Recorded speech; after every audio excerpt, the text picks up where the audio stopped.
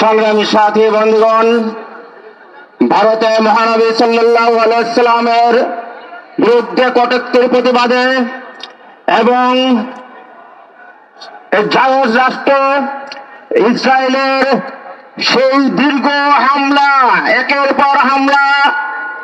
পর এক হামলা করে শিশু গণহত্যা থেকে শুরু করে বড় বড় যারা ইসলামের ধারক বাহক, সারা বিশ্বে ইসলামকে যারা মিলিয়ে দিতে চায় আর এই ইসলামী ষড়যন্ত্রের প্রতিবাদে যারা রুখে দাঁড়িয়েছিল, সেই সব নেতাদেরকে একের পর এক হত্যা করে চলছে জারজ রাষ্ট্র ইসরায়েল।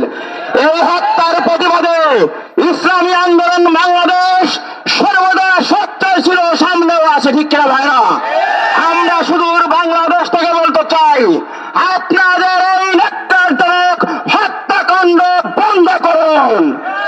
বাংলাদেশ থেকে তীব্র প্রতিবাদে নিন্দা জানাচ্ছে। সাথে সাথে বলতে চাই, আপনি যে দেশের যে তবু নেতা হন না কেন, আমার নেতা হুজুর পাক সাল্লাল্লাহু আলাইহি সাল্লামের সম্পর্কে একটা উক্তিও আপনার মুখে মানায় না। তিনি সর্বধর্ম বর্ণ নির্বিশেষে সর্বকালের সর্বশ্রেষ্ঠ মহামানব, ঠিক কিনা ভাইরা?